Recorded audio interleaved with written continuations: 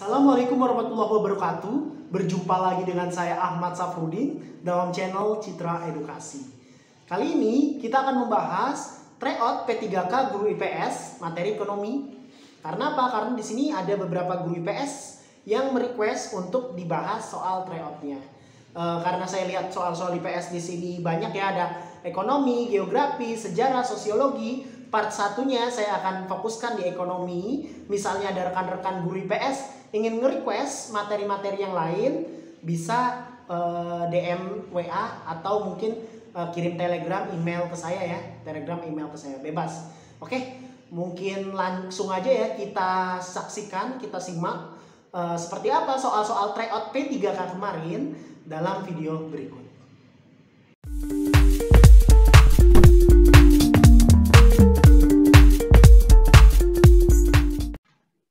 Oke, langsung saja kita bahas bocoran soal tryout P3K Guru IPS SMP Part 1. Untuk Part 1 ini, kita akan fokus bahas materi ekonomi dalam soal IPS SMP. Oke, kita akan cek. Nah, soal nomor 1. Pernyataan yang sesuai dengan diagram di atas. Nah, produksi dan konsumsi minyak Indonesia dalam juta ton ya, dari tahun 2006 sampai 2015. Kita akan cek yang mana yang sesuai dengan diagram. Yang warnanya agak gelap di sini produksi ya, yang lebih terang itu konsumsi. Kita akan cek ya.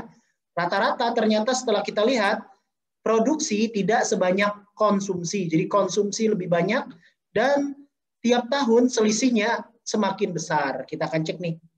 Sebagian konsumsi minyak Indonesia dipenuhi melalui ekspor. Dipenuhi melalui ekspor. Kalau ekspor, kita tahu nih, ekspor itu adalah ketika barang kita keluarkan, barang dari Indonesia masuk ke luar negeri. Jadi, sepertinya bukan jawaban yang tepat ya, untuk kebutuhan dipenuhi melalui ekspor. Oke? Indonesia mampu memenuhi kebutuhan minyak. Wah, ini enggak nih. Kenapa? Karena kita lihat di grafik tidak memenuhi banyakkan konsumsi dari produksi. Indonesia cenderung melakukan kegiatan ekspor. Ya gimana mau ekspor ya? Produksinya aja enggak sebanyak konsumsi. Oke? Indonesia tidak mampu memenuhi kebutuhan minyak sehingga melakukan impor. Nah, ini bisa jadi benar. Kalau impor itu adalah ketika minyak, ini ya barangnya berupa minyak, dimasukkan dari luar negeri ke Indonesia. Kita keep dulu. Sebagian konsumsi minyak dipenuhi melalui impor karena produksi minyak dalam negeri tidak cukup. Nah, ini juga kayaknya bisa jadi benar ya, karena benar-benar produksinya nggak cukup. Pak, ini kok jawabannya bisa ada dua yang mirip, Pak. Ini gimana, Pak? Sekali lagi, kalau kita ketemu soal kayak gini, kita harus bagaimana? Kita harus jawab sesuai dengan diagram. Nah, di dalam diagram di situ, kalau kita lihat benar-benar dari tabel, disampaikan di sini adalah dari tahun 2006 sampai 2015. Jadi, kemungkinan jawaban tertepat itu adalah yang D. Untuk soal nomor 1. Karena lebih tepat. Kalau yang E, di situ nggak dijelaskan dari tahun berapa sampai tahun berapa. Oke, kita lanjut soal nomor 2. Saat harga sepatu 450.000, penjualan mencapai 5.000 pasang. Namun saat harga sepatu naik menjadi 500.000, jumlah penjualan turun menjadi 1.500 pasang. Elastisitas permintaan. Oke, kita lihat nih. Pertama untuk di sini price awalnya ya. Price awalnya adalah 450.000. Oke, kemudian kuantiti awalnya permintaannya itu adalah 5.000 pasang ya. Sekarang kita lihat perbedaan harga, selisih harga. Selisih harganya ternyata naik sebanyak 50.000. Nah, selisihnya naik 50.000. Gimana dengan selisih jumlah barang, kuantitinya? Selisihnya ternyata turun. Turun berapa nih? Ini naik 50.000, ini turun 3.500. Oke, sampai sini kita akan masukin ke rumus. Teman-teman, di sini rumusnya ini nggak terlalu sulit ya untuk mencari elastisitas. Rumusnya itu adalah perubahan jumlah barang dibagi perubahan harga barang dikali harga barang awalnya dibagi jumlah barang awalnya. Nah, jadi delta Q per delta P dikali P per Q, itu aja rumusnya ya. Tinggal dibalik nih, balik. Oke, masukin angkanya. Delta Q 3.500. Delta P-nya berapa di situ? 50.000. Oke, dikali P-nya berapa? 450.000. Q-nya berapa? Q-nya 5.000. Oke, ini bisa saya coret ya. Ini nolnya 3 saya coret, ini nolnya 3 saya coret. Ini nolnya 2 saya coret, ini nolnya 2 saya coret. Ada lagi yang bisa dicoret, Pak? Ada. Ini nolnya 1 saya coret, ini nolnya 1 saya coret. Ini 45 bagi 5, 9. 5 bagi 5, 1, habis ya. Ini bisa, Pak? Bisa. 35 bagi 5, 7. 50 bagi 5, 10. 7 kali 9, 63. 10 kali 1, 10. 63 bagi 10, 6,3. 6,3 apa? 6,3 lebih dari 1. Jadi jawabannya apa? Jawabannya yang E. Oke, itu soal nomor 2. Jangan lupa rumusnya di situ adalah delta Q per delta P dikali P per Q. Untuk price awal dan quantity awal ya. Nah, itu PQ-nya. Kalau delta itu adalah perubahan quantity dan perubahan price-nya di situ ya. Oke, kita lanjut soal nomor 3. Pak Yunus berlibur ke Kanada. Sebelum berangkat, beliau menukar uang sebanyak 100 juta. Setelah 1 minggu berlibur, Pak Yunus membawa sisa uang $75. Jika kurs beli CAD ini Canadian dollar ya. Canadian dollar berarti di sini 10.700 dan kurs jual out loh. Ini kayaknya salah ketik ya, aturan CAD juga. Kalau out kan Australian dollar, masa jalan-jalannya ke Australia dapat duitnya, jalan-jalannya ke Kanada dapat duitnya Australia. Ini kemungkinan salah ketik. Sebenarnya CAD juga sama Canadian dollar karena dia berlibur kemana? Ke Kanada. Nah, maka jumlah uang yang ditukar ketika berangkat dan jumlah rupiah yang ditukar saat pulang. Kita cek nih, dia punya 100 juta. Oh ya Pak, di sini ada kurs jual, ada kurs beli. Apa nih bedanya Pak? Nah ya, di sini ada kurs jual, jualnya ini ya 10.900 dan kurs beli, belinya berapa tuh? 10.700, 10.700. Nah, kurs jual itu adalah ketika kita menukar uang dari rupiah ke mata uang asing. Nah, rupiah ke asing. Jadi, kalau kita dari rupiah ke asing, kita pakai kurs jual. Kurs jualnya berapa di sini? Kurs jualnya 10.700. Nah, jadi ketika kalau kurs jual tuh, ketika kita jual rupiah, ketika kita jual rupiah ya, kita jual rupiah untuk mendapatkan mata uang asing, itu kita menggunakan kurs jual sebesarnya 10.700. Kurs beli itu kebalikannya. Ketika kita membeli rupiah. Nah, ketika kita membeli rupiah berarti dari asing kita beli rupiah asing ke rupiah. Di sini kurs belinya adalah 10.000, mana nih? Belinya 10.700. Oh, salah. Kurs jualnya 10.900 ya, salah baca saya. Nih 10.900 jual. Kurs belinya 10.700. Oke, maaf. Typo tadi ya. Oke, kita akan cek. Jualnya 10.900, belinya 10.700. Yang ditanya kita bawa uang 100 juta. 100 juta mau ditukarin ke dolar. Berarti apa nih? Berarti dari rupiah ke asing. Rupiah ke asing berarti kita jual bagi 10.900. 100 juta dibagi 10.900. Oke, kita akan cek nih. 100 juta, ini 100.000 nih. 100 juta seperti ini, bagi 10.900. Di sini saya nggak akan kerjakan sampai selesai. Kenapa? Kalau kita hitung sampai selesai, waktu akan terbuang ya. Karena apa? Karena kan nanti ketika tryout enak nih, bukan enak sih sebenarnya, tetap cepat, 50 soal 90 menit. Tapi ketika tes nanti sesuai jam yang dikasih ya, itu aturan 1 jam aja untuk 50 soal. Jadi kita lihat angkanya kira-kira itu udah.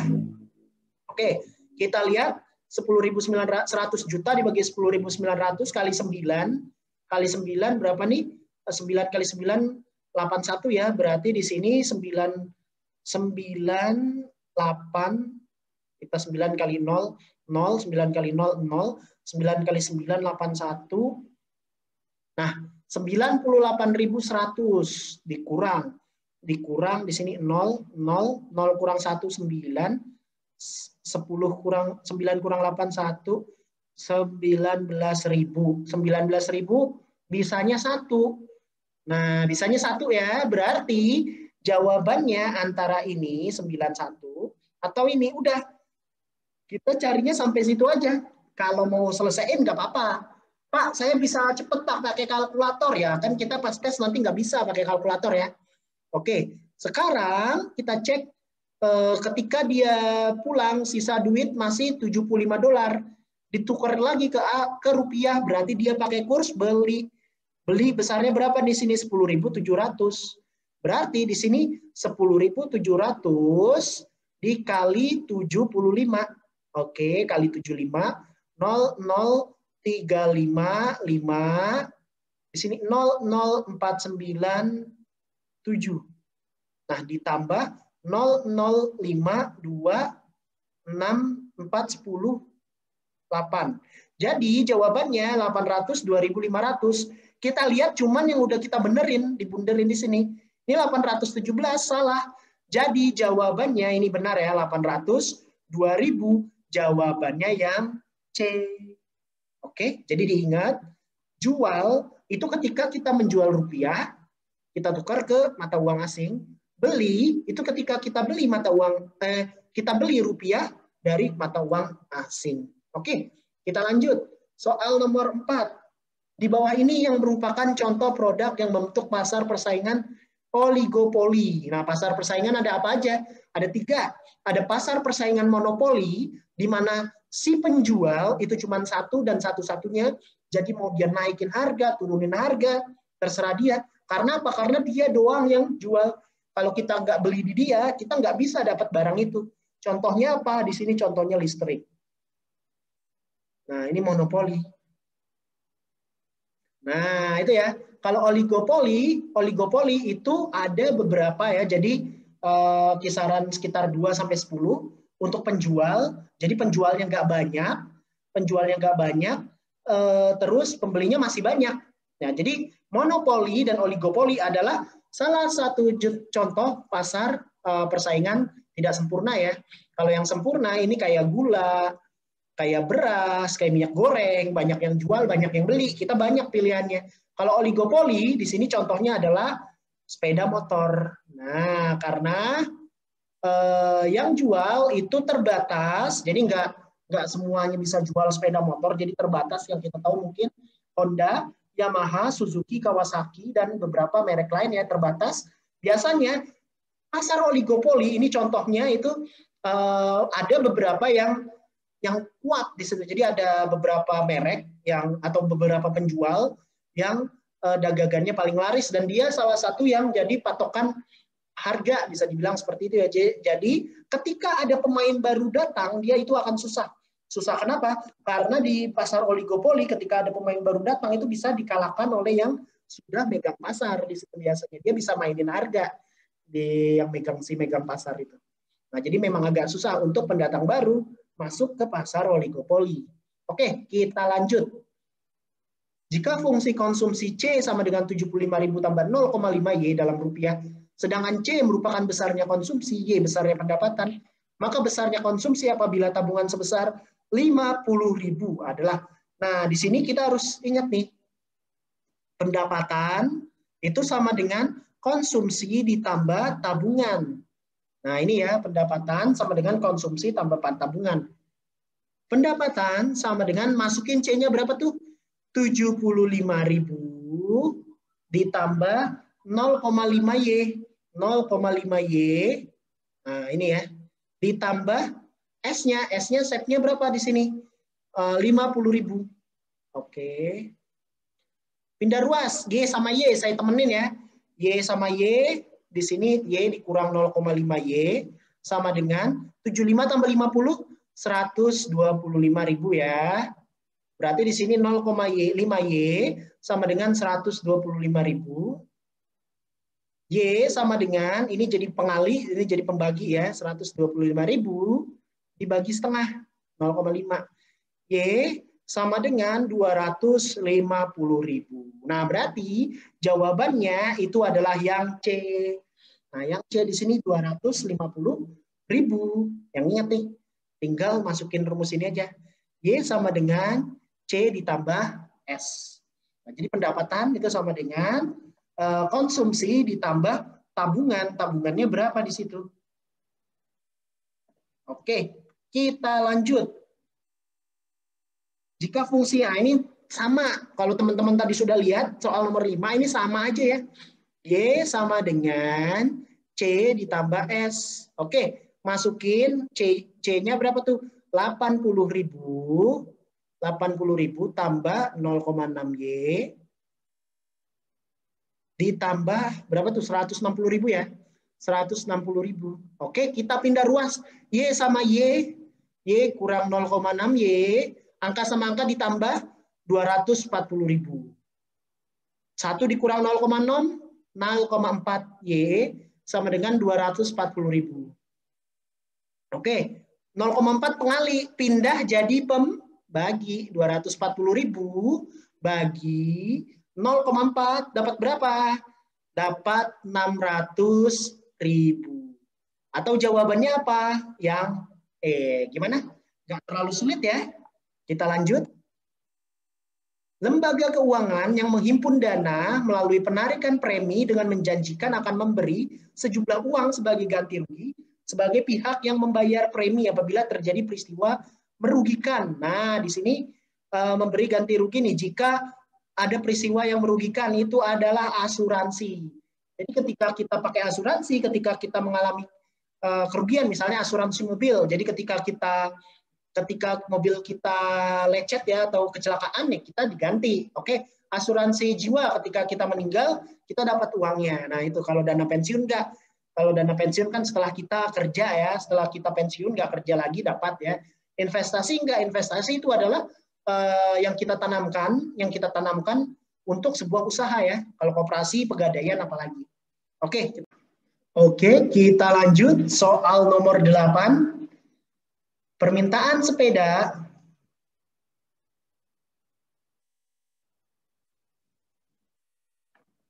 Oke, kita lanjut soal nomor 8. Permintaan sepeda di suatu wilayah memiliki persamaan 14.000 kurang 2P, sedangkan persamaan penawarannya 1.000 tambah 0,5P. Berapakah harga sepeda dan jumlah yang diperjualbelikan? Nah, di sini sebenarnya kan kita harus sama nih, permintaan penawaran dan permintaan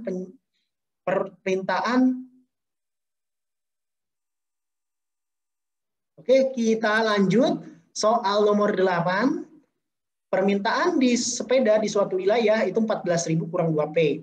Sedangkan penawarannya 1.000 tambah 0,5P. Berapakah harga sepeda dan jumlah yang diperjualbelikan?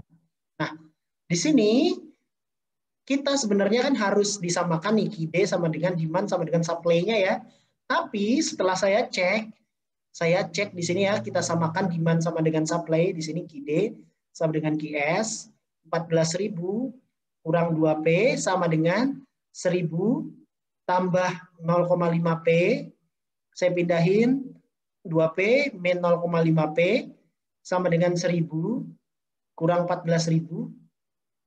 Di sini min 2,5P sama dengan berapa nih? Min 13.000. Berarti P sama dengan min 13.000 dibagi min 2,5, P sama dengan 5.200. Nah, P 5.200 masukin ke salah satu ini ya. Saya masukin ke sini misalnya ya, atau ke sini. Ke sini boleh, ke sini boleh. Yang tambah aja boleh ya. 1.000. ditambah 0,5 kali 5.200. Di sini 1.000 ditambah setengah dari 5.200, 2.600. Ini jadi 3.600. Nah, tapi ini harganya, price-nya 5.200, banyaknya 3.600, tapi nggak ada. Kalau nggak ada, berarti gimana nih? Kalau nggak ada, berarti kita pakai cara cek yang lain. Cek ya. Secara cek, kita masukin P-nya yang ini 6.000. P6.000. Ketika P6.000, KID-nya kita masukin ya, 6.000, 12.000, 2.000, KID 2.000 ya. Nah, benar nih, sama nih. Tapi pas QS itu 4.000. Nah, kalau kita masukin 5.000, KID-nya berapa? Demand-nya. Masukin angka 5.000. 5.000, 10.000, 4.000 berarti ya. 4.000, QS-nya berapa?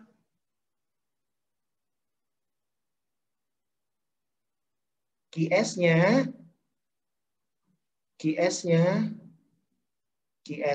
di sini, oh ini udah salah ya, ini 4.000, ini 2.000 ya. QS-nya ketika kita masukin 5.000, 3.500. Nah, enggak ya. Ini 5.000, 5.000 ada enggak? 6.000, KID-nya 2.000, udah ada ya, QS-nya 4.000. Oke, ini unitnya ya. Terus ketika harganya 4.000 kita masukin 2 kali 4, 8. 14.000 kurang 8, 6.000 ya. KID-nya 6.000. QS-nya ketika kita masukin 4.000, 3.000. Ini sama ya. Ketika kita masukin 4.000, 6.000, 3.000. Oke, kita cek nih. Ketika kita masukin 6.000, ini 2.000, sama. Berarti bisa A jawabannya. Kenapa? Karena yang lain nggak ada. Ketika kita masukin 5.000, ini 4.000, ini 3.500, nggak ada yang sama ya. Ini 6.000, ini 3.000, nggak ada yang sama. Ini 2.000, ini 4.000, nggak. Nah, nggak ada yang sama. Yang sama itu adalah ini. Ketika fungsi permintaannya harganya 6.000, terjualnya yang diperjualbelikan 2.000 unit atau yang A. Nah, sebenarnya ini yang paling pas ya ketika terjadi harga kesetimbangan, tapi karena nggak ada jawabannya di sini, saya pakai cara ini. Jadi saya cek yang mana yang sama dan ternyata hanya A yang sama, walaupun di fungsi penawarannya ini nggak sama. Nah, nggak sama ya. Yang ditawarin 4.000, yang terjual 2.000 unit. Berarti kan sesuai dengan fungsi penawaran. Jadi yang terjual itu 2.000 unit. Oke, karena permintaannya 2.000. Oke, kita cek selanjutnya ya. Untuk merenovasi gedung, pemerintah membeli bahan baku. Nah, namanya membeli berarti konsumen ya. Walaupun dia pemerintah, tapi di sini konteksnya dia membeli, konsumen. Kalau distributor dia yang mengantarkan ya, mengantarkan barang tersebut. Investor berarti kan dia yang pemodalnya. Produsen dia yang membuat, regulator dia yang mengatur, ada aturan-aturannya di sini. Oke. Contoh kegiatan ekonomi ekstraktif. Nah, ekstraktif ini berarti apa nih? Dia mengambil sumber daya itu sebanyak-banyaknya demi keuntungan ya. Sumber daya yang ada. Kita lihat, kalau seni pahat, tekstil, rotan udah jelas enggak ya. Pariwisata udah jelas enggak ya. Bengkel, salon udah jelas enggak. Ekstraktif kan dia mengambil sumber daya itu sebanyak-banyaknya ya. Kita lihat perkebunan, pertanian, peternakan, atau penangkapan ikan, penambangan, penembangan kayu. Yang ekstraktif di sini yang B. Dia ngambil ikan di laut sebanyak-banyaknya. Dia ngambil tambang di alam ya. Dan dia mengambil kayu di hutan. Nah, karena dia cuma nembang kayu di sini. Kalau perkebunan, pertanian, dan peternakan, itu lebih ke arah agraria.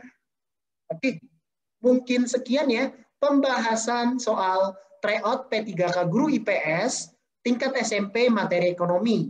Bagi teman-teman guru IPS SMP yang ingin request materi bisa, Misalnya mau request materi sejarah, geografi, sosiologi, nanti akan saya bahas bertahap ya, asal ada yang request.